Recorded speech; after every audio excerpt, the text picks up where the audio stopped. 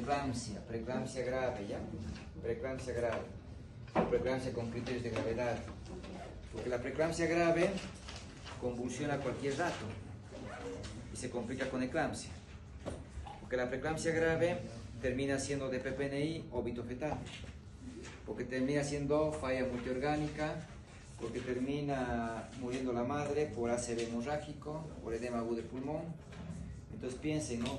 A veces cuando analizamos un poquito, ¿no? Y pensamos, a ver, ¿por qué mueren las pacientes con preeclampsia? ¿Cuáles son las dos causas de muerte por preeclampsia?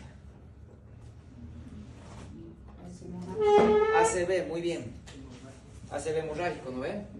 ¿Y en qué caso se va a complicar con ACV hemorrágico? Cuando tenga crisis hipertensiva. Y aunque no crean, esta mañana hemos revisado con los residentes, con el hospital, ¿no? Por ejemplo. Y pues una paciente con crisis hipertensiva y no le ponen el diagnóstico de crisis hipertensiva. Pecado capital. Porque si no pones diagnóstico, peor vas a empezar en la conducta, ¿no? Entonces eso es muy importante, ¿ya? Pensamos que la eclampsia le va a matar. La eclampsia no es una causa más frecuente de muerte. Sí puede morir, ahorita vamos a ver justo eso, ¿ya? Puede morir por la eclampsia. Pero lo que hay que tener más miedo es al ACV hemorrágico en una crisis hipertensiva y al edema agudo de pulmón, cuando no manejamos bien líquidos. Y ese es el mayor problema, no manejamos bien líquidos. ¿Cuántos ml por hora tiene que recibir una paciente con preeclampsia como máximo? 100 ml, ¿no? Eso es manejar bien líquidos, controlar bien la cantidad de soluciones que voy a administrar, ¿ya? Y bueno, van a escuchar siempre, con esto acabamos preeclampsia, vienen 3 clases de mente para acabar preeclampsia, porque es un tema bien árido. Siempre van a escuchar, ¿no? ¿Cuál es la cura de la preeclampsia? Que salga la placenta, te van a decir. Sale la placenta y se resuelve todo, se cura todo. Y no es tan así, no es tan así. Efectivamente, sale la placenta, empieza a regresionar todo, que es muy diferente. No es que salió el bebé y ya todo se curó, ya no hay problemas. La mujer puede morir todavía hasta 10 días después del nacimiento. Y ahí radica, nace el niño, sale la placenta, se empieza a regresionar los cambios, empieza a mejorar el pronóstico de la mamá, pero no se ha curado, ¿ya? Razón por la cual entramos a este problema. ¿Qué pasa con la etapa del puerperio? La paciente puede convulsionar incluso hasta 48 horas después del nacimiento. Nace el niño, sale la placenta y hay un alto riesgo de que la paciente convulsione incluso hasta 2 días. Razón por la cual, ¿hasta cuánto tiempo tengo que administrar el sulfato de magnesio después del nacimiento? Hasta 24 horas. No es lo mismo que el pretérmino. Nacía el niño, descontinuaba el magnesio porque ya no necesito, ¿no? En el caso de la preeclampsia deben mantener 24 horas, ¿ya? Un día tiene que recibir todavía el magnesio. Considerando que si yo aseguro que un día reciba el magnesio, voy a alcanzar niveles del sulfato de magnesio de tal manera que la paciente no va a convulsionar. Pasan los 2 días y es poco probable que convulsione. Es poco probable, ¿ya? Los 2 días es el mayor riesgo de convulsión. Pero no para ahí. Se ha visto que el 58% de las pacientes, 58 de las pacientes que han tenido un ACV hemorrágico, lo han presentado hasta 10 días después del nacimiento. O sea, más de la mitad de los ACVs hemorrágicos los han presentado hasta más de una semana del nacimiento, lo que a veces nos alarma. ¿Por qué? Porque ¿a cuántos días le damos de alta a una paciente de un parto o de una cesárea? Un parto 24 horas, cesárea 2 días, el tercer día se va.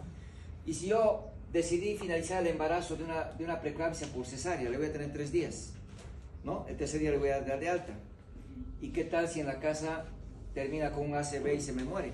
Ha pasado. Razón por la cual tengo que continuar nomás con el tratamiento, tengo que continuar, ¿no?, con el esquema en la casa incluso, y advertir de las señales de alerta, ¿no?, de alarma. No se olviden eso, ¿ya? Hasta 10 días yo recién puedo decirle, señora, ya se ha curado. Ya no hay peligro de muerte. Le doy alta médica, ¿no? Le doy alta médica. Yo no le puedo tener una paciente 10 días en el hospital, difícilmente le voy a tener una preeclampsia 10 días.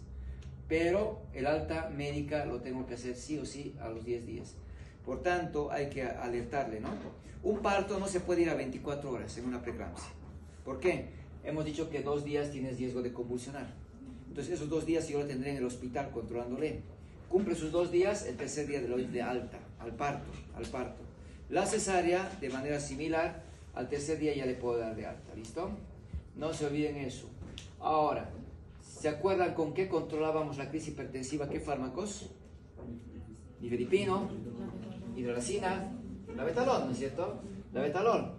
Pero cuando le administrábamos la hidralazina, el nifedipino, labetalol, no era para bajar la presión a valores normales, ¿no es cierto? No tengo que bajar de golpe la presión. Es decir, está con 160, 110, que era la crisis hipertensiva. Yo no le puedo bajar hasta 160, hasta 110, 60. No se trata de eso. Lo que se trata es que no se muera por un ACV hemorrágico. Hay que bajar la presión, sí, pero no tanto. ¿Cuánto es el objetivo terapéutico? Si yo les pregunto, ¿cuál es el objetivo terapéutico en el manejo de la crisis hipertensiva? Que la presión diastólica esté entre 90 y 100 milímetros de mercurio. La presión diastólica. O sea, le opero a esta paciente. A la media hora viene el interno. Doctor, está con presión de 140, 90. Preocupado, asustado, porque todavía está con el miedo de que es hipertensa. Claro que es hipertensa. Pero esta presión no me preocupa en lo mínimo. Mi objetivo terapéutico es que la diastólica esté entre 90 y 100. No normalizar. Con 140, 90 es poco probable que haya un ACV hemorrágico. Es poco probable. Yo no quiero que se muera, ¿no es cierto?, por la hemorragia, pero tampoco la voy a hipotensar de golpe, ¿listo? Tiene que regular de a poco el organismo, ¿no? Los cambios tienen que ir regresionando. Entonces, este es el objetivo terapéutico de la crisis hipertensiva, 90 a 100. Razón por la cual, una vez que nace el niño, tiene que seguir recibiendo antihipertensivos. En el puerperio, cualquier antihipertensivo sirve, cualquier. En el embarazo, no se olviden, una hipertensa que hemos dicho, hidralazina, labetalol, nifedipino. No se da IECAS, no se da, ¿no es cierto?, los ARA2, no se da antihipertensivos que no sean esos 3. En el puerperio, cualquiera. Si tengo que darle captopril, enalapril, no hay ningún problema. Porque atraviesa la leche, sí atraviesa la leche, pero en muy baja concentración como para que le afecte al niño. No hay que tener miedo en usar los antihipertensivos en el puerperio. Entonces aquí en la diapositiva, ¿por qué está el nifedipino, labetalol, hidralazina? Porque si los he utilizado en el embarazo, con más razón en el puerperio. Pero ojo, en el puerperio no necesito administrar por vía endovenosa. Si ya la he estabilizado, ya he logrado mi objetivo terapéutico, paso, ¿no es cierto?, a la vía oral. Y es por eso que la dosis está escrita, ¿no? 10 miligramos vía oral cada 8 horas de nifedipino, 50 miligramos vía oral, la hidralazina, 100 el labetalol vía oral cada 8 horas. Entonces, cada 8 horas, toditos, cada 8 horas, le voy a dar nifedipino, labetalol, hidralazina. Y ahí recién puedo utilizar el alfa-metildopa. Alfa-metildopa hemos utilizado durante mucho tiempo como la primera línea. Hoy en día hay mejores antihipertensivos. Hoy en día alfa-metildopa ha quedado muy relegado. Pero podríamos utilizar la dosis que tenemos que utilizar de la alfa-metildopa, 2 gramos diarios, ¿ya? O sea, 500 vía oral cada 6 horas. Esa es la dosis plena para poder controlar la presión arterial. Entonces, ahí va el manejo. En el puerperio hay que seguir. La presión se va a ir normalizando. La presión se normaliza. Puede tardar horas, puede tardar días, puede tardar semanas, pero nunca debe pasar 3 meses. 3 meses. Imagínense que esta preeclampsia que le he dado de alta, ¿no es cierto?, le he dado de alta a los 10 días, me vuelve con su niño a los 4 meses. ¿Ya? Y su presión está a 140, 90. Ya no tengo que pensar que es la preeclampsia la que está provocando esta presión. La presión nunca pasa de 3 meses, de 12 semanas, dice Williams, ¿no? No pasa. Entonces, ¿por qué está con 140, 90? Porque se ha quedado como hipertensa crónica. Lamentablemente, su secuela ahora es que es hipertensa y va a ser hipertensa toda su vida, ¿no es cierto? Entonces, ahí me quedo con el diagnóstico de hipertensión crónica. Ya, ese es el tema de que por qué hay que controlar. Hay, les decía, jóvenes de 16 años que han terminado con diálisis, ¿no?, esperando un trasplante renal. ¿Por qué? Porque no le dimos importancia al riñón. ¿Por qué? Porque la preeclampsia daña todos los endotelios, ¿no?, de todo el cuerpo, ¿ya? Entonces ahí está, ACV causa importante, ahí está, 48 horas después puede haber eclampsia, ¿no? Entonces el nacimiento es el inicio del proceso de recuperación, no es que se cura. Complicaciones. Si ustedes se acuerdan del DPPNI, la primera causa dijimos preeclampsia, ¿no? Entonces puede provocar gel, puede haber, ¿no es cierto?, insuficiencia renal aguda, puede haber ruptura hepática, coagulación intravascular diseminada, puede haber edema agudo de pulmón. Estas complicaciones son las que matan a la paciente. Puede haber complicaciones en el feto. Claro, las preeclampsias generalmente terminan con pretérminos. Las preeclampsias terminan con restricción de crecimiento, el niño desnutrido, que la placenta no le abastece, ¿no? O bien que el niño se muera, óbito fetal. Generalmente el óbito fetal asócienlo a DPPNI. Esas son las complicaciones que hay que aprenderlas, porque son importantes. Ahora, de que existen otras complicaciones, como por ejemplo, ¿no?, la leucoencefalopatía posterior reversible, son ya pues complicaciones más buscadas, ¿no?, donde podemos encontrar lesiones que afectan, ¿no?, la corteza cerebral, que afectan, ¿no es cierto?, la sustancia blanca, pero que son más de manejo, ¿no?, por la terapia intensiva. El gráfico anterior es lo que tengo que aprender, porque es lo que van a ver, ¿no?, en las pacientes con preeclampsia con bastante frecuencia. ¿Qué es la eclampsia? Convulsiones, ¿no?, tónico-clónicas en una paciente embarazada con hipertensión, ya con preeclampsia. Entonces, una paciente puede convulsionar. Si la tuvo la convulsión, ¿no es cierto?, antes del embarazo, hay que pensar las causas de epilepsia, ¿no? Causas de epilepsia. Puede ser que tengan neurocisticerco, puede ser que tengan tumores, puede que sea, ¿no es cierto?, epilepsia como tal. Entonces, las convulsiones en una embarazada, siempre hay que pensar en lo peor, les decía, ¿no? Piensen en eclampsia, hasta demostrar lo contrario. Entonces, ¿qué características tiene la eclampsia? La mayoría de las veces convulsionan durante el embarazo, ¿ya? 50% de las eclampsias se dan en el embarazo. Pero no es el único momento en el cual pueden convulsionar durante el embarazo. También lo hacen durante el parto o durante el puerperio. ¿Hasta cuántas horas después del puerperio hemos dicho? 48 horas. ¿Qué hacíamos con la paciente que convulsionaba y llegaba a la emergencia después de convulsionar? O la que nos convulsionaba en la emergencia. La metíamos directo al quirófano, así convulsionando, porque teníamos la idea, sale la placenta y se cura. Y ninguna paciente, por muy inestable, por muy grave su cuadro, nunca entra al quirófano inestable, nunca. Hasta la peor hemorragia, ¿no es cierto?, yo no la puedo entrar que muera en el quirófano. Tengo que iniciar medidas, ¿no?, de soporte, tengo que iniciar la reanimación, tengo que iniciar la estabilización de la paciente pre, y le termino de estabilizar en el transquirúrgico o transnacimiento. Entonces resulta que no debemos confiarnos. Pacientes que van a tener preeclampsia grave, hay que pensar, puede convulsionar cualquier rato. O lo va a hacer ahorita que está embarazada, o lo va a hacer en el momento del nacimiento, o lo va a hacer en el puerperio. Entonces hay que evitar que convulsione. ¿Por qué? Una convulsión tónico-clónica, como la eclampsia, generalmente va precedida de un conjunto de síntomas y signos, a los que llamamos aura, que son los signos de vasoespasmo que decimos, ¿no? ¿Qué son los síntomas o signos del vasoespasmo?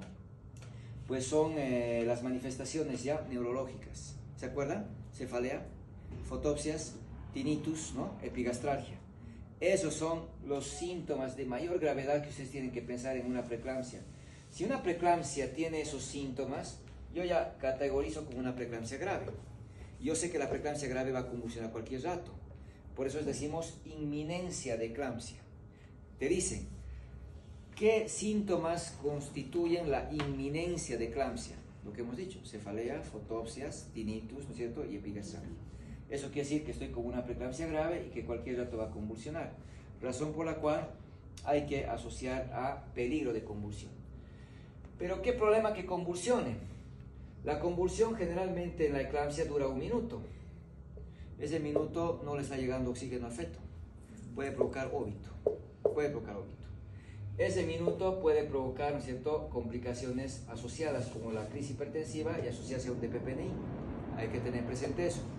Hay pacientes que convulsionan este minuto y entran a un periodo posictal y están inconscientes y llegan así, inconscientes, ¿ya? Y pues hay pacientes que ni bien termina la convulsión, inicia otra convulsión y otra convulsión y otra, y no para hasta morir la paciente.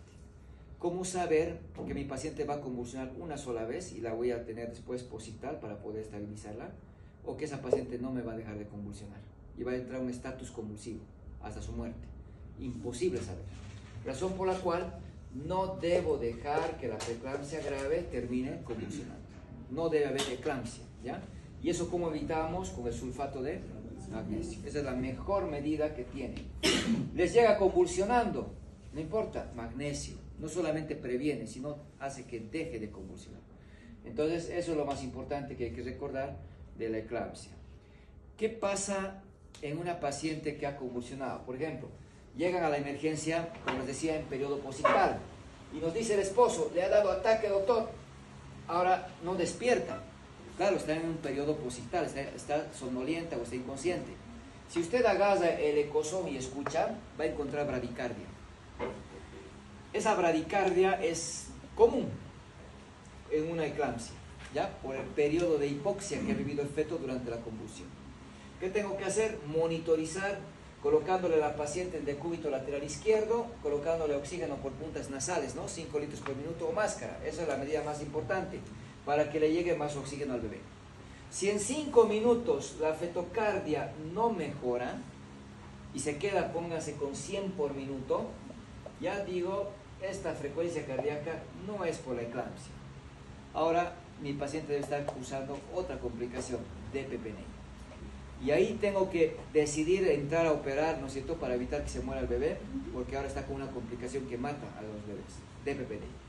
Entonces, no se extrañen de que en una paciente que ha convulsionado haya bradicardia fetal. ¿Cómo voy a mejorar la bradicardia? Decúbito lateral izquierdo y oxígeno. Si no mejorara a los 5 minutos de esa medida básica, piensen en una complicación de DPP. Controlen si es hipertónico, controlen. Esta mañana hemos tenido una paciente que ha hecho un pico, 160-110. Le internaron como embarazo de 42 semanas. La controlamos y la vuelven a monitorear. Doctor, está a 140-90. Es que no minimicen el 160-110. Entraremos al quirófano. Dicho y hecho, Cubalier. No tenía hipertonía, no tenía hemorragia, no tenía clínica de DPP, pero la mitad, toda la cara posterior del útero estaba negra. Y eso es lo que pasa con las pacientes. No siempre vemos la clínica típica, ¿no? Pero hay que pensar, 160-110 es de riesgo, es de peligro, ¿no? Entonces, ¿qué vamos a hacer con una eclampsia? Lo mismo que en la preeclampsia severa. Sulfato de magnesio para que no convulsione o deje de convulsionar. Antihipertensivo para que no haya una hemorragia intracerebral. Vamos a manejar volumen 100 cc por hora, lo mismo. Sonda Foley, lo mismo. Pero hay que pasar la terapia. Las pacientes que han convulsionado no se pueden quedar en un segundo nivel, tienen que ir al tercer nivel, tienen que estar en terapia intensiva monitorizarse. La convulsión te está alertando, o hay un foco irritativo, o hay una hemorragia que ahorita no la estoy detectando, pero hay algo que está haciendo que convulsione. ¿Qué otra alternativa? No tengo magnesio. Si no tengo magnesio, utilizo cualquier anticonvulsivante, cualquiera. Pero es que la fenitoína, el fenobarbital, provocan efectos en el feto adversos. Sí, ningún anticonvulsivante es inocuo, todos le hacen efecto adverso al feto, todos. Pero si no aplico, se me va a morir la mamá y el feto. Entonces puedo utilizar. O sea, ¿puedo utilizar diazepam? Sí, puedes utilizar. Siempre y cuando no tengas sulfato de magnesio. Como médicos generales, traten de no usar diazepam. ¿Ya? ¿Por qué? Porque es mucho riesgo usar diazepam sabiendo que ¿qué provoca el diazepam en la paciente? Deprime la función ventilatoria, le vas a complicar más. Deprime al feto, ¿ya? Y esos dos factores de riesgo que estás agregando a una preeclampsia grave, suficiente para que la recomendación vaya y te diga, no use diazepam, ¿ya? En algún momento cuando venía, ¿no?, de Panamá un profesor, Paulino Vigil, nos decía, ¿no?, ¿quieren matar a su paciente? Usen diazepam. No usen, y miren, nos decía a los obstetras, dicen, no usen diazepam, métanse a la cabeza, no diazepam, usen sulfato. Es que no hay, busque, compren, haga comprar, pero no puede no tener sulfato de magnesio para el manejo de una eclampsia o de una preeclampsia severa. Pero los libros me dicen, puedo utilizar en caso de no haber, ¿ya? 10 miligramos EB, lentamente, ¿no? 2 minutos le vamos a administrar el diazepam en caso de no tener ya sulfato de magnesio. A ver, llega una paciente, es multigesta, tiene 3 bebés, 3 partos, está con 9 de dilatación, está con nueva editación, está en segundo plano de Hodge, está en tercer nivel esa paciente llegando, es una preeclampsia grave. ¿Cuál es mi conducta? Sulfato de magnesio, ¿no? Que no convulsione. Si no está con crisis hipertensiva, voy a monitorizar la presión arterial y mi tercer pilar, que es finalizar el embarazo. Decidí finalizar por parto, ya está con 9, es multípara. Le puedo iniciar oxitocina por un brazo, sulfato de magnesio por el otro brazo. Imagínense que hasta la que le canalicen, la paciente convulsiona. O mejor, le canalizaron, le entró la dosis de ataque, 4 gramos, ¿no? Le empiezo a avanzar el mantenimiento y convulsiona. ¿Qué hago en esa convulsión? Le vuelvo a administrar otra vez dosis de ataque. 4 gramos otra vez. Pero es que le voy a intoxicar, me dirá. Si está convulsionando es porque no ha llegado al umbral terapéutico. Peor, al nivel tóxico. Entonces no hay que tener miedo. ¿Se puede repetir la dosis de ataque? Sí se puede repetir. Ya no hay ningún temor de repetir si es que ha convulsionado. ¿Por qué? Porque si está convulsionando es porque no hemos llegado a los 4 a 7 miliquivalentes que habíamos dicho, ¿no? Peor que llegue al 10, peor que llegue al 12, que complicaba, ¿no? Entonces se podría utilizar. Dime.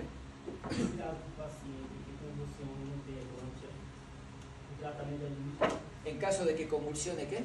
La paciente que convulsiona y no tiene convulsión. No tiene, ¿qué? No escucho. Convulsión y no tiene eclampsia. Ah, no tiene eclampsia. No es hipertensa. Si no es hipertensa, no sirve el magnesio. Sulfato de magnesio, ¿a quién va a servir, hemos dicho? A la paciente con preeclampsia. Solo sirve a la embarazada. Si está convulsionando, tengo que utilizar, ¿no es cierto?, los otros anticonvulsivantes. Carbamazepina, hidantina, fenitoína, cualquiera. Hasta el diazepam puedes utilizar. Pero usted está diciendo que le complica. Nuevamente repito, la preeclampsia tiene una característica: el líquido está mal distribuido, el líquido está en el pulmón, está en el intersticio. Si no hay un buen manejo de líquidos, terminamos complicándola. Ya de antemano tiene edema generalizado, la preeclampsia severa, y si le deprimimos la función ventilatoria, le seguimos empeorando su condición. Solo es aumentar la morbilidad. Pero si tuviera epilepsia, que es otra cosa, la que me estás diciendo, ¿no es cierto? Idealmente la carbamazepina es el mejor anticonvulsivante para usar en una embarazada. Es la más inocua, ¿ya? Incluso en la epilepsia. Una paciente que tiene epilepsia desde niña, ahora se embaraza, no le puedo dejar sin su carbamazepina, ¿ya? Si usaba ácido valproico, si usaba hidantina, fenitoína, le descontinúo y le cambio la carbamazepina. La carbamazepina está admitida en el embarazo, ¿ya? Es la que menos riesgo tiene para el feto. Pues utilizar. Y en su defecto, nuevamente repito, riesgo-beneficio, ¿cuál van a utilizar si está convulsionando hace rato? Tiene menos morbilidad porque no tiene las complicaciones de la preeclampsia. Ya puedes utilizar. Bueno, entonces, este cuadro es grave, ¿sí? Pero hay complicaciones que son peores. El HELP, han debido escuchar el síndrome de HELP. Y el síndrome de HELP es complicación de la preeclampsia, que la diagnosticamos laboratorialmente, aunque puedo sospechar clínicamente. ¿Cómo voy a sospechar de un síndrome de HELP? Embarazada, hipertensa, que empieza a tener epigastralgia. Este es el síntoma más importante para orientarte a un síndrome de HELP. Signo de Chaucier, ¿se acuerdan la tablita? Dolor en barra, decía, ¿no? ¿Qué significaba? Inminencia de eclampsia, inminencia de ruptura hepática, y decía síndrome de HELP. Entonces piensen que eso es lo más común que van a encontrar. Otro que les puede dar la atención es esto: encontrar hematuria. Hemos tenido casos que le colocan la sonda vesical, la Foley, y sale sangre pura, roja o rutilante. Eso no es normal en una embarazada. Asumí que tiene trastornos de coagulación, asumí que es síndrome de HELP. Ahora, si la paciente estuviera ictérica, hipertensa, piensa que hay hemólisis. Si hubiera petequias, piensa que hay problemas de coagulación, piensa en HELP. Entonces, esos son los pilares para diagnosticar el síndrome de HELP clínicamente. Pero el diagnóstico, no se olviden, es laboratorial. ¿Cómo diagnosticamos? Por la presencia de hemólisis, enzimas hepáticas elevadas, plaquetopenia. Esos son los 3 pilares para el HELP. ¿Ya? El HELP, entonces voy a diagnosticar como plaquetopenia. ¿Cuánto es las plaquetas? Menos de 150.000 por milímetro cúbico. Eso es plaquetopenia, ¿no? sabiendo que es de 150.000 hasta 400.000. Hemólisis, ¿cómo puedo diagnosticar la hemólisis en el laboratorio? Con la bilirrubina. Bilirrubina total, ¿mayor de cuánto? De 1.2, ¿no? ¿A expensas de qué va a aumentar la bilirrubina? ¿Directa o indirecta? La indirecta es hemólisis, ¿no? La directa es obstrucción. Si aumenta la directa es porque hay una obstrucción, un cálculo, ¿no? Por ejemplo, en el colédoco. Si aumenta la indirecta, digo, hay hemólisis. Anemia de células falciformes, malaria, puede ser en este caso incompatibilidad de grupo sanguíneo. Hay que ver, ¿no? Puede ser. O las microangiopatías, como son el caso de las síndrome de Gerd, ¿ya? Entonces hay que buscar bilirrubinas, hay que pedir plaquetas. Y las enzimas hepáticas, ¿a cuál voy a evaluar? A las transaminasas. La GOT, la GPT aumentan, ¿ya? Mayor de 40 unidades. En el HELP aumenta más de 70. Entonces no pueden olvidarse, evaluar, ¿no es cierto?, las transaminasas y evaluar la LDH, ¿no? Porque van a estar aumentadas. Ese es el diagnóstico de HELP, es laboratorial. ¿Puede haber síndrome de HELP sin plaquetopenia? Sí. Hay dos clasificaciones y una de ellas es la de Tennessee. La clasificación de Tennessee que me dice, hay un HELP en su forma completa. Tiene los tres componentes: hemólisis, enzimas hepáticas elevadas y plaquetopenia. Tiene que haber los tres. Hay la forma incompleta del síndrome de HELP, donde solo encuentro dos criterios. Imagínense que tenga enzimas hepáticas elevadas, tenga hemólisis, pero no haya plaquetopenia. Entonces a eso llamamos el HELP, o la forma incompleta del HELP. Por eso es que nos complica un poquito, ¿no? ¿Cómo puede ser que haya un HELP sin plaquetopenia? Puede haber, en su forma incompleta, ¿ya? Entonces eso nos complica un poco, pero hay que sospechar de estos cuadros. La que más utilizamos es la clasificación de Mississippi, que me habla de grados o clases. Cuando hablamos de grados, si ustedes se acordarán, siempre decimos grado 1 que es leve, ¿no? Grado 2 más severo y grado 3 la más grave, pensando que los grados siempre van en aumento. En el HELP es al revés, Si se dan cuenta, la clase 1 es la forma más grave. La clase 3 es la forma más leve. ¿Y esto en qué parámetros estamos clasificando? Plaquetas. Si la clase 3 es la más leve, entonces yo diría, ¿no?